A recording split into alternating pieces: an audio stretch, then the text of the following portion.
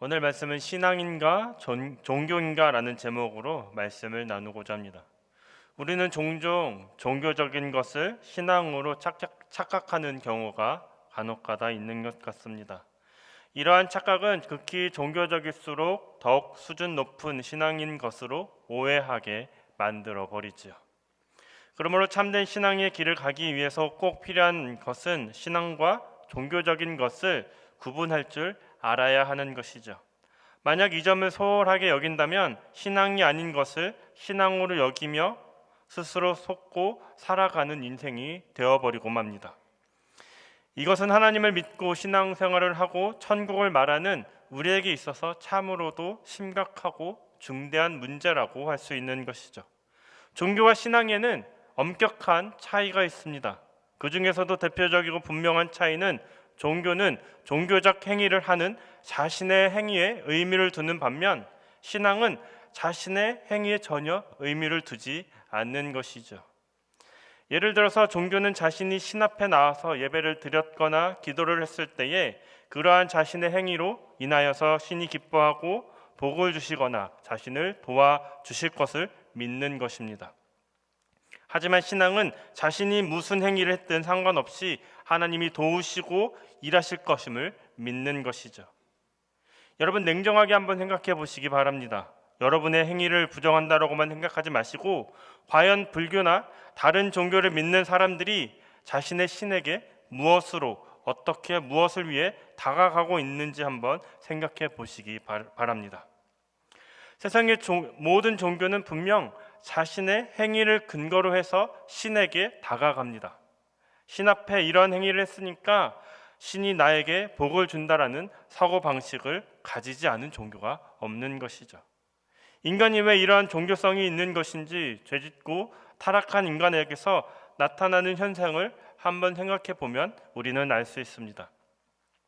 선악과를 먹은 인간은 하나님의 부르심을 피하여 숨었죠.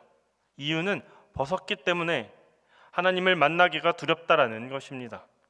선악과를 먹은 인간은 벗은 몸으로 있는 것을 하나님 앞에 옳지 못한 행위로 여겼습니다. 스스로 선악을 판단하게 된 것이죠. 따라서 옳지 못한 존재로 하나님 앞에 나아갈 수 없음을 스스로 판단한 인간은 하나님을 피하여 숨게 된 것입니다. 이러한 인간은 항상 신에게 떳떳해지려고 하게 되죠. 하나님 앞에 옳은 사람이 되려고 애를 씁니다. 물론 하나님 앞에 옳은 사람이 되려고 힘쓰는 것은 옳다라고 할 수 있어도 하나님이 무엇이 옳은 것으로 보시는지에 대해 무지한 것이 바로 문제가 되는 것입니다. 타락한 인간은 옳은 행위를 해야 하나님이 자신을 옳게 볼 것이라고 믿었습니다. 그리고 그것이 바로 복을 받는 일이라고 믿었죠.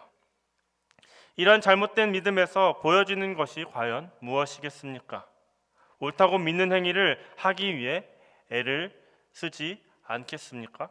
그런데 그러한 모습이 모든 종교인들에게서 보여지는 것과 공통적이라는 것이죠. 그래서 우리가 종교성과 신앙의 차이를 구별하지 못한 채 하나님을 바라보고 하나님을 믿는다라고 하나님을 신앙해야 해봐야 결국 보여지는 것은 하나님이 원치 않는 잘못된 신앙일 수밖에 없는 것입니다. 하나님은 다 똑같으니 이리 믿어도 되고 저리 믿어도 되는 것 아니냐라는 생각이 있다면 그것은 여러분 스스로 함정에 빠지는 것에 지나지 않습니다.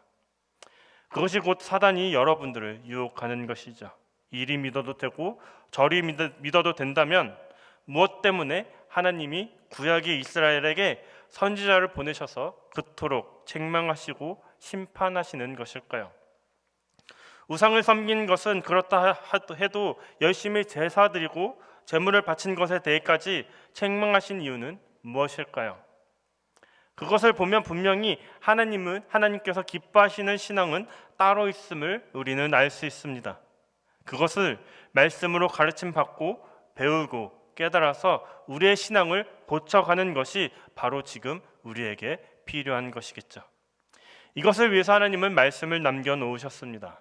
무엇이 신앙인가를 분명히 가르치고 드러내기 위해서 말씀을 남겨놓으셨죠.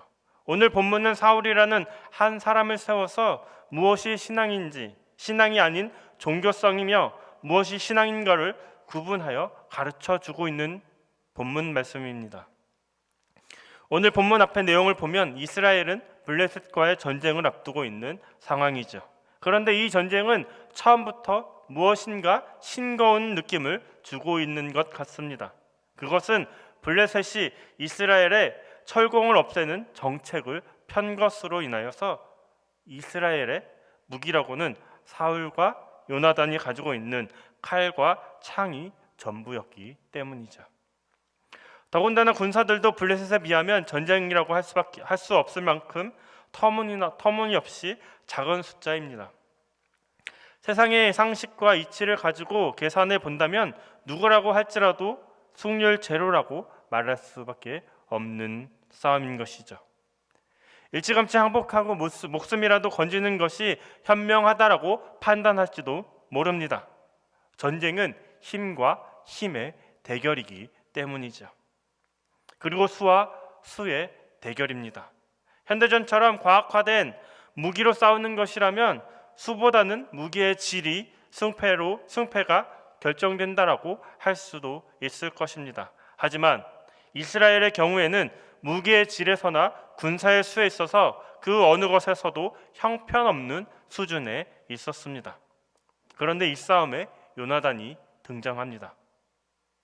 그런데 요나단의 전쟁에 임하는 자세는 매우 특이한 것을 우리는 볼 수 있습니다. 6절 말씀을 보면 요나단이 자기의 무기를 든 소년에게 이르되 우리가 이 할례 받지 않은 자들에게로 건너가자. 여호와께서 우리를 위하여 일하실까 하노라. 여호와의 구원은 사람이 많고 적음에 달리지 아니하였느니라. 이런 말을 하죠. 이것이 전쟁에 임하는 요나단의 자세였습니다. 요나단은 전쟁의 승패를 여호와께 두고 있었던 것이죠. 무기의 질이나 군사의 수가 승패를 결정하는 것이 아니라 여호와께서 결정하신다라고 요나단은 믿고 있었습니다. 따라서 전쟁의 승패는 여호와의 관계에 문제가 있는 것이지 힘의 문제가 있는 것이 아니라는 것이죠. 결국 요나단은 블레셋의 무기나 사람의 수를 승리의 요건으로 보지 않고 있었음을 말해주는 것입니다. 이것이 바로 요나단의 신앙인 것이죠. 그리고 바로 이것이 신앙이지 않겠습니까? 그런데 본문 말씀을 보면 이 전쟁에 사울이 개입하게 됩니다. 사울은 블레셋과의 전투에 대해서 걱정하는 마음을 가지고 있었던 것이죠. 그래서 섣불리 블레셋을 치지 못했습니다. 그러한 사울이 블레셋 진영에서 블레셋 사람들이 무너져 이리저리 흩어지는 광경을 목격하게 됩니다. 16절에 보면 베냐민 기브아에 있는 사울의 파수꾼이 바라본즉 허다한 블레셋 사람들이 무너져 이리저리 흩어지더라.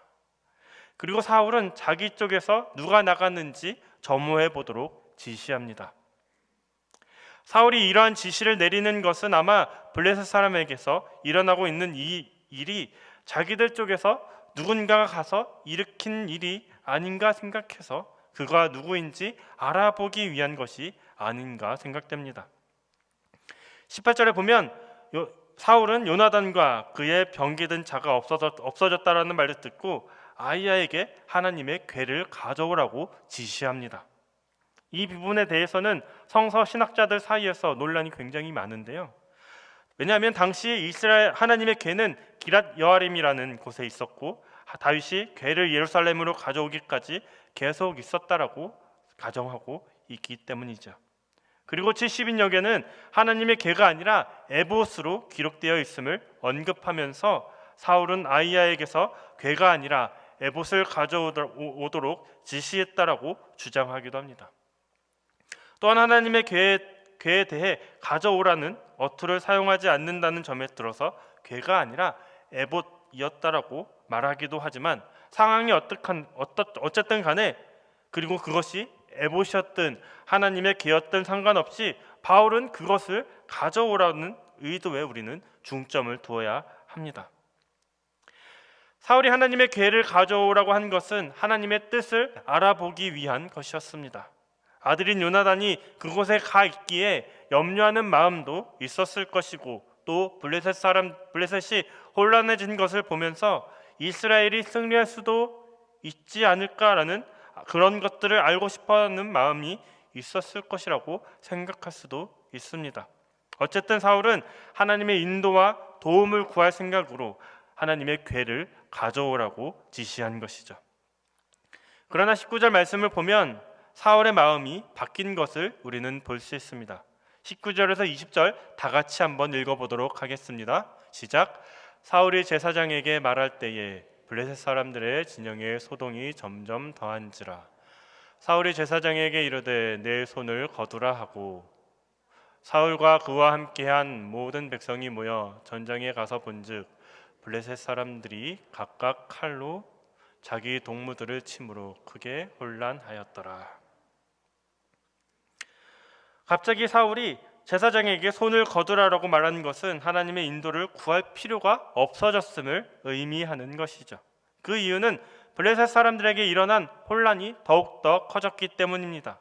혼란이 더욱더 커져서 그들이 치면 승리할 수 있다라는 판단이 들었기 때문에 더 이상 하나님의 인도하심이 그리고 인도를 구할 필요가 없다라는 생각이 들었던 것이죠. 이것이 바로 사울의 종교성이라고 할 수 있습니다. 요나단은 블레셋 사람들을 보지 않고 하나님만 바라보았습니다. 그리고 하나님은 사람의 수를 보고 구원하는 분이 아님을 알았기에 때문에 그 믿음으로 블레셋 사람들의 수에 대해서 두려움을 가지지 않았죠. 그에 비해 사울은 블레셋 사람들을 바라보고 있었습니다.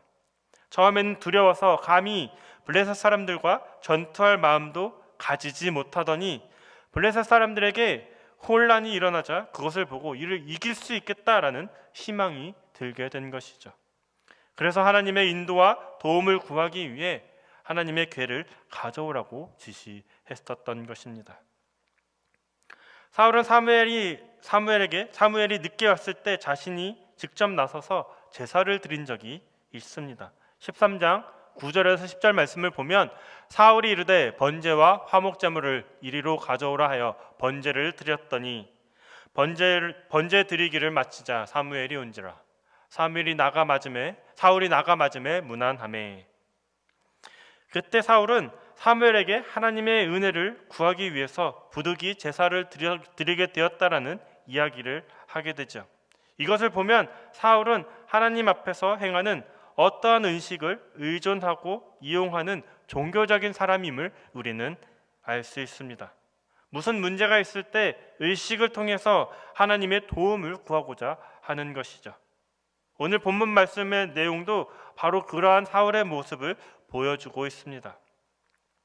그런데 눈에 보이는 상황이 블레셋이 완전히 무너질 것으로 판단되었을 때는 더 이상 하나님께 물을 필요가 없다라고 여기는 사울을 보면 마치 우리들의 모습을 바라보고 있는 것 같지 않습니까? 사울에게 있어서 하나님은 상황이 어렵다라고 여겨질 때만 필요한 분에 지나지 않았습니다.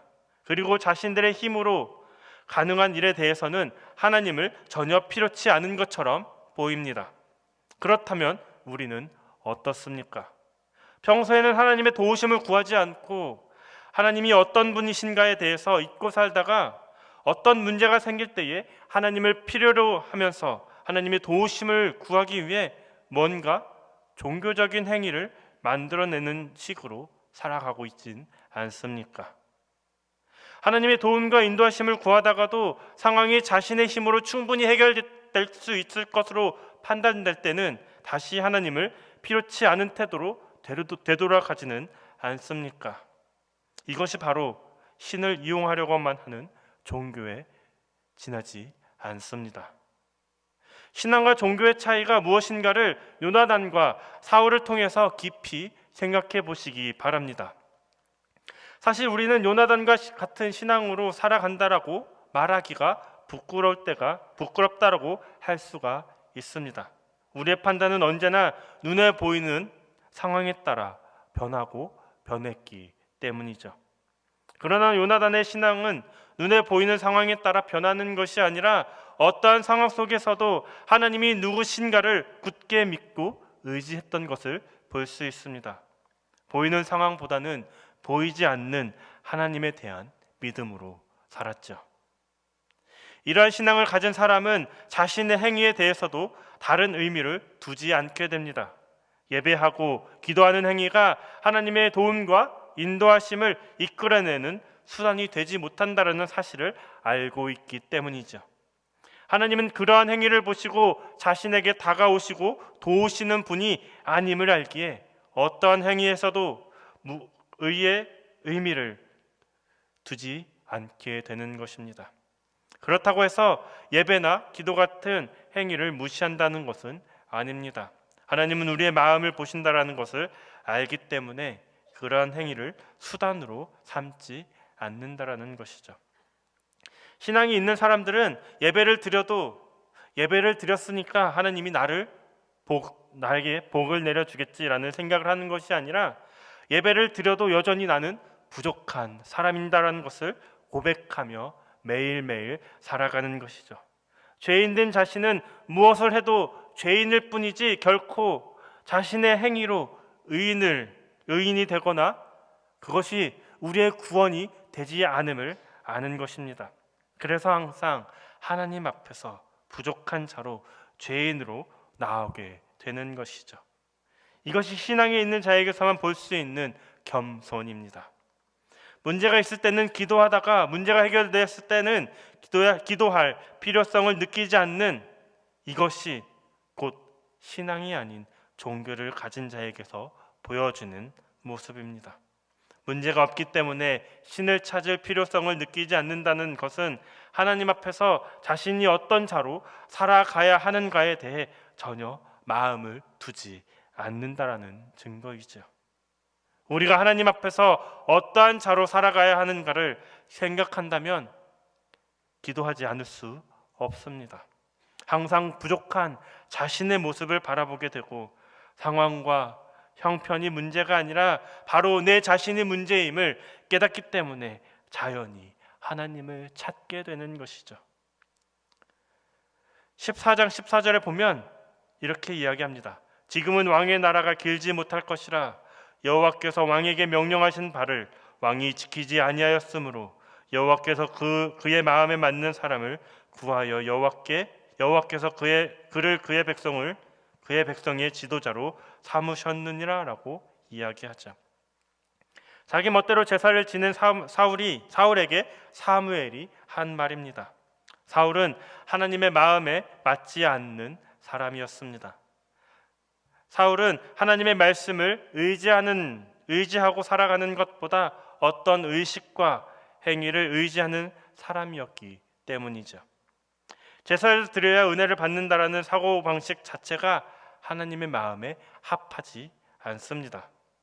하나님은 그 마음을 보시는 분이지 종교의 의식을 행하는 것을 보시면서 도와주기를 결정하는 분이 아닙니다.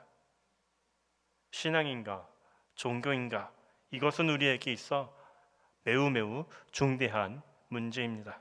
우리가 신앙으로 여겨졌던 것들이 정작 하나님 편에서는 종교에 머무르는 것이 될 수 있음을 우리는 날마다 생각하며 스스로의 신앙에 대해서 깊은 자각을 하며 살아가야 합니다. 말씀을 통해서 신앙이 무엇인가를 배우면서 잘못된 신앙에서 바른 신앙으로 고쳐가며 하나님을 찾아야 하는 것이죠. 마태복음 7장 22절에서 23절 말씀을 보면 그날에 많은 사람들이 나더러 이르되 주여 주여 우리가 주의 이름으로 선지자 노릇하며 주의 이름으로 귀신을 쫓아내며 주의 이름으로 많은 권능을 행하지 아니하였나이까 하리니 그때 내가 그들에게 밝히 말하되 내가 너희를 도무지 알지 못하니 불법을 행하는 자들아 내게서 떠나가라 하리라. 이 말씀은 주님의 이름으로 무엇을 행했다라고 하더라도 그것으로 천국에 가는 것이 아니다라는 뜻이죠. 하나님이 보시는 것은 우리의 마음이지 우리가 행한 행위가 아니기 때문입니다. 혹시 그렇다면 예배를 안 드려도 되고 기도도 안 해도 되겠나라는 생각을 가진다면 그것도 결국 자기 행위를 보고 있는 것에 지나지 않습니다. 하나님이 봐주면 하고 안 봐주면 안 한다는 것은 결국 자기에게 득이 되는 것만 하겠다라는 발상에 지나지 않기 때문이죠. 하나님은 예배를 열심히 드리는 사람을 원하시는 것이 아니라 그 마음이 겸손한 성도를 원하십니다. 그렇다고 해서 예배를 소홀히 해도 되겠다라는 생각을 가진다면 그것이 곧 여전히 자기 중심적인 모습에 불과하죠. 그러나 하나님 중심으로 서 있는 성도라면 예배를 통해서 겸손을 배우고자 합니다. 성도는 자기의 종교 행위와는 상관없이 예수 그리스도의 피로써 은혜로 천국에 갑니다. 그리스도 안에서 누리는 은혜 역시 우리의 행위와는 전혀 상관없이 우리에게 주어지는 것이죠. 십자가에서 구원을 받은 한편의 강도가 무엇을 한 것이 전혀 없음을 우리는 잘 알고 있습니다. 천국은 그런 것입니다. 아무 것이 없어도 예수 그리스도의 믿음으로 가는 곳이, 구원으로 가는 것이 바로 천국이죠. 또 이 사실 천국은 믿음만을 요구하고 있습니다. 그래서 천국에서는 믿음을 말할 뿐 인간의 행위에 대해서는 언급할 가치조차 없는 것이죠. 우리는 여전히 부족한 존재입니다. 하나님이 아니면 살아갈 수 없는 존재입니다. 하나님이 도와주시지 않으시면 단 한시라도 믿음에 굳게 서 있을 수 없는 나약한 존재입니다. 때문에 우리는 하나님 없으면 안 되는 것이죠. 이것이 바로 겸손한 마음입니다. 하나님은 이 마음을 찾고 계십니다. 어려우면 찾고, 그렇지 않으면 아예 하나님을 필요로 하지 않는 마음 말고 날마다 겸손히 하나님의 도우심을 구하며 살아가는 그 마음을 우리 안에 찾으십니다. 종교 안에 거하지 않고 신앙으로 살아가시기 바랍니다. 종교는 우리를 망하게 하지만 신앙은 우리를 달랠 것입니다. 바로없기는 우리들의 신앙이 그저 종교적인 행위에 머무르지 않고 참된 신앙으로 온전히 하나님만 의지하며 우리의 삶이 겸손히 하나님을 바라보는 신앙의 발걸음이 되시기를 소망합니다.